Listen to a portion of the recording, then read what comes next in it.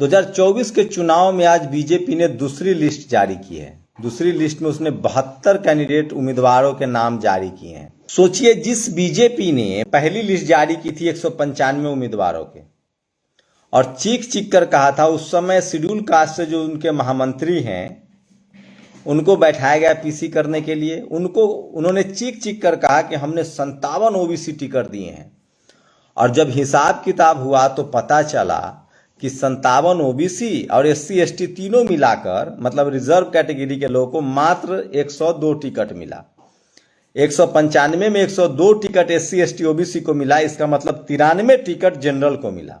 मतलब लगभग 50% टिकट उन्होंने जनरल को दिया था।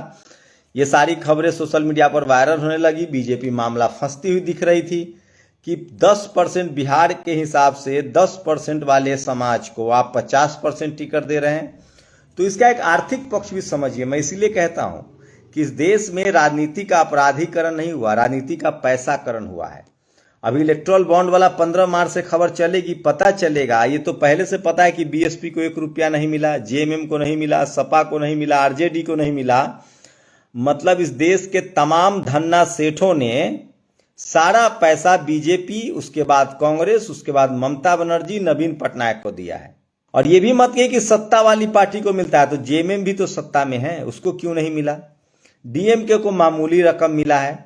तो इस देश के दलित, पिछड़े, आदिवासी वाली पार्टियों को बिल्कुल पैसा नहीं मिलता है। एक बात। दूसरी बात, इस देश की मनुवादी मीडिया ने हमेशा गलत खबर चलाया कि राजनीति का अपराधीकरण हुआ है, राजनीति का पैसाकरण हुआ, कि इस देश के एससी एसटी ओबीसी और किसान कम्युनिटी कि अभी ये हैसियत नहीं हो पाई है कि वो लोकसभा का चुनाव लड़े। आज भी 50% टिकट जनरल कैटेगरी के हिस्से में है, जब एससी एसटी ओबीसी के लोग इतना सोशल मीडिया पर लिख रहे हैं। लेकिन इस बार जो बीजेपी ने 72 टिकट अनाउंस किए हैं, उसमें उसने बिल्कुल बताना उचित नहीं समझा कि हमने कितना ओबीसी को टिकट दिया। एससी एसटी को तो आपको देना पड़ेगा, मजबूरी है।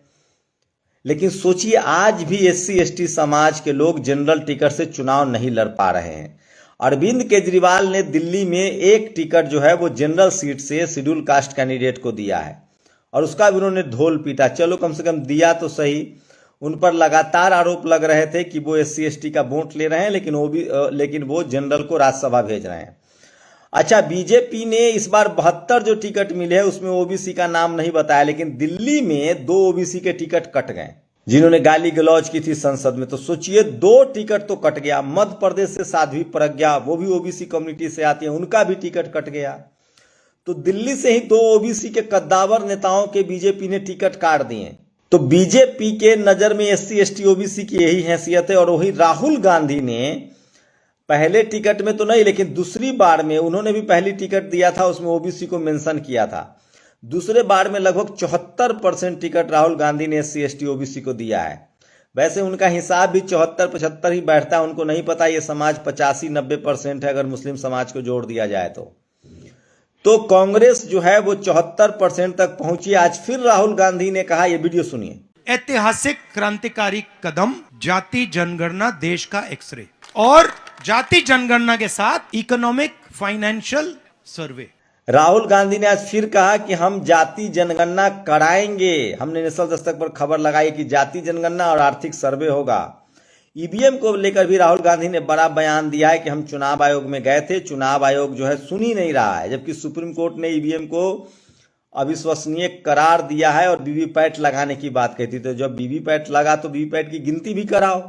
ये बड़ी खबर है। तो आज बीजेपी ने 72 टिकट जो जारी की है उसमें ओबीसी का नाम नहीं लिया। एक और आपको शेयर करना चाहता हूं कि चुनाव आयोग का जो केस है वो सुप्रीम कोर्ट में है। मुझे लगता है कॉन्फ्लिक्ट ऑफ इंटरेस्ट है। सुप्रीम कोर्ट इस पर कोई फैसला तो नहीं देगा, क्योंकि सुप्रीम कोर्ट के चीफ जस्टिस थे पहले पैनल में जो चुनाव आयोग की नियुक्ति होती है, लेकिन अब उनको हटा दिया गया। तो अपने बारे में ही वो क्या फैसला करेंगे ये तो बात तय है।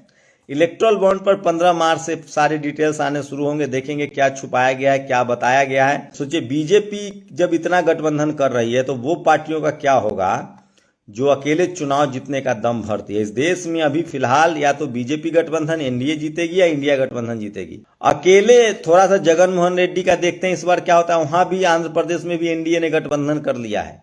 तो जो भी पार्टी आज के समय में अकेले चुनाव लड़ने का दम भरती है, समझिए दाल में काला है। क्योंकि कई सारे नेताओं ने कहा, अरविंद केजरीवाल का खुलासा है कि बीजेपी उनको कह रही थी कि भैया हमको आप अकेले चुनाव लड़ो तो जेल में डाल देंगे।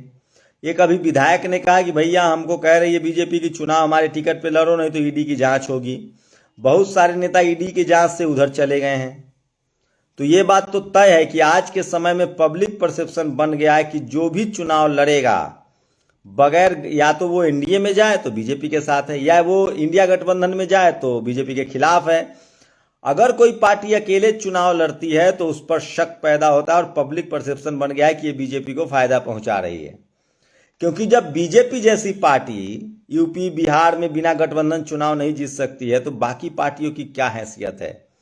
जबकि बीजेपी के पास टीवी है, अखबार है, इलेक्ट्रल बॉन्ड का 6000 करोड़ का चंदा है, लेकिन ओबीसी वाला मामला फंसता नजर आ रहा है। सोचिए, कुछ जगह तो जानबूझकर बीजेपी लोगों को अकेले चुनाव लड़वाए, तो बीजेपी बहुत पैशनेट तरीके से चुनाव लड़ रही है।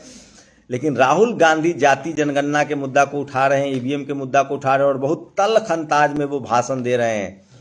तो ये तमाम खबरें जो हैं वो सोशल मीडिया पर वायरल है। आप लोग अपनी प्रतिक्रिया जरूर दीजिए, आपकी प्रतिक्रिया जरूरी है। इस बार 72 टिकट में ओबीसी की संख्या बीजेपी ने नहीं बताई है, इसका मतलब कुछ झोल है।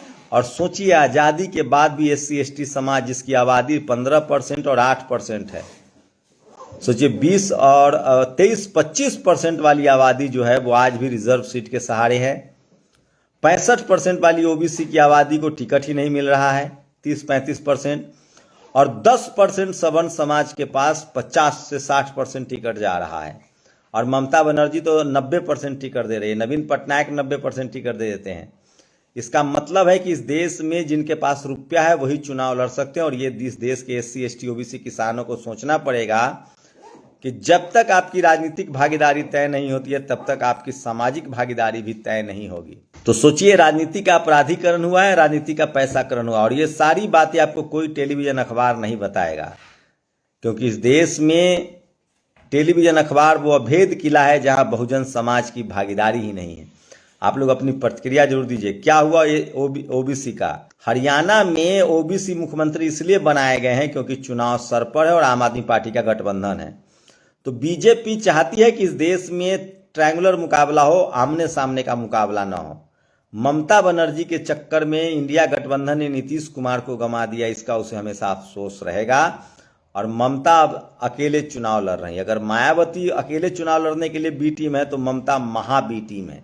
चाहे ओवैसी हो, ममता हो या मायावती जी हो, इन तमाम लोगों पर जो भी पार्टी आज के डेट में अकेले चुनाव लड़ रही है उसकी या तो कोई एनडीए के साथ हो या एनडीए के खिलाफ हो, जो भी पार्टी अकेले चुनाव लड़ रही है उसके बारे में पब्लिक परसेप्शन है। लेकिन कांग्रेस बहुत बड़ी दोषी है कि वो हर जगह अपने लिए सीट चाहती है लेकिन सीट देना नहीं चाहती। और कांग्रेस को जो सीट दीजिए तो वो सवर्णों को टिकट दे रही है।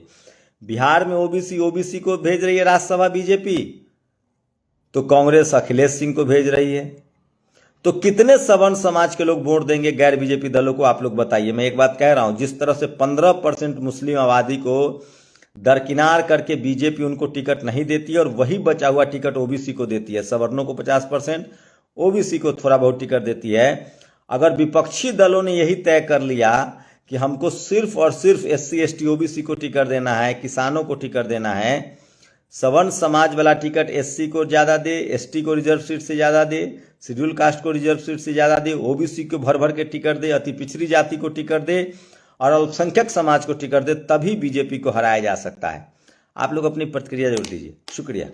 नेशनल दस्तक की आपसे गुजारिश है कि अगर इसको बचाना चाहते हैं तो नेशनल दस्तक को सब्सक्राइब करने के लिए रेड कलर के सब्सक्राइब बटन को दबाएं, फिर बेल आइकन की घंटी दबाएं। नेशनल दस्तक को बचाने के लिए बहुत जरूरी है कि हर खबर को शेयर करें, लाइक करें, कमेंट जरूर करें।